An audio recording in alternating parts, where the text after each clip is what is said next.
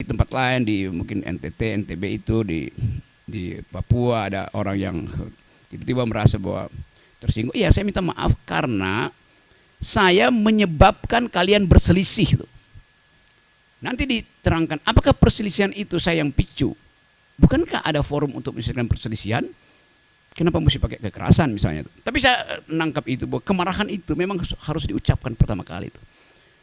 Dan itu yang membuat saya tetap akan mengatakan bahwa saya akan terus mengambil risiko untuk jadi pendidik demokrasi itu dengan segala macam akibat. Itu soalnya. Yang lain, saya tahu di kepala saudara ingin tanya soal Pak Muldoko itu. Saya jawab aja. Di pertanyaannya saya bikin sendiri ya.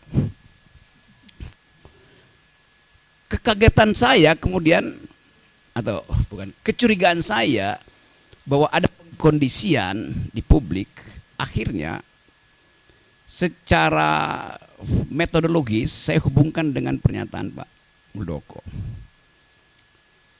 Dia marah juga tuh. Saya akan pasang badan. Tentu. Jadi saya bertanya, Pak Muldoko ini relawan statusnya juga. Karena bahasanya sama, kami pasang badan. Padahal Pak Muldoko itu pejabat publik yang mestinya dengan dingin mengatakan bahwa oke, ada problem, mari kita selesaikan secara argumen atau secara hukum itu. Pasang badan artinya itu bukan bahasa dasar dari seorang pejabat publik kan. Kayak preman itu mau pasang badan itu. Padahal ini pikiran saya yang saya kritik dengan cara yang sangat tajam, dengan bahasa yang saya pilih tajam. Tapi tidak diarahkan pada pribadi Presiden Jokowi, tapi pada lembaga publik, yaitu kabinet bahkan yang di dalamnya ada Pak Muldoko.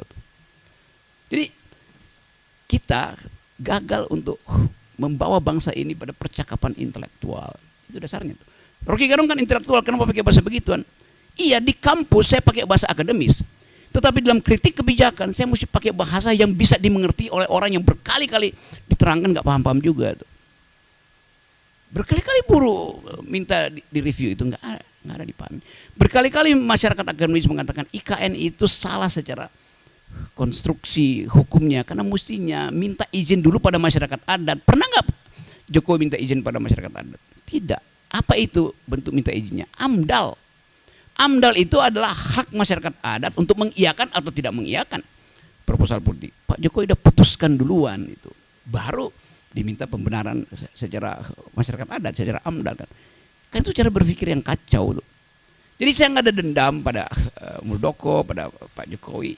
Saya menganggap bahwa kebijakan mereka harus dievaluasi. Kenapa saya ambil posisi itu? Karena partai-partai politik tidak ada yang bersuara tentang itu.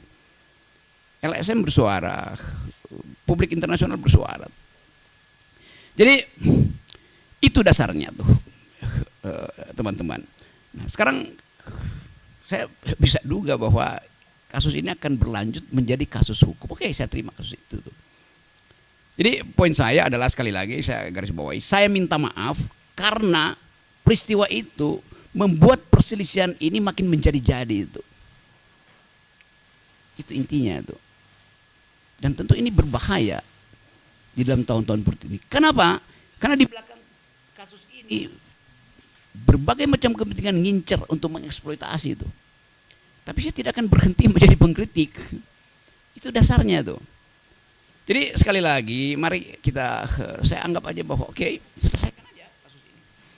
Karena rumah saya disentuh itu, diintai, WA grup saya dimaki-maki. Ya, kalau itu biasalah, saya anggap ya kadang-kala itu akun abal-abal. Udah lihat Rok, lu gua mau gorok lu seperti itu kan, bagaimana coba prinsip itu? Padahal saya sendirian, saya nggak punya partai politik. Dituduh antek asing segala macam, asing dari mana? Jadi segala hal kemudian disodorkan di situ, dan peristiwa ini tensi politiknya atau political tone-nya itu makin lama makin terlihat.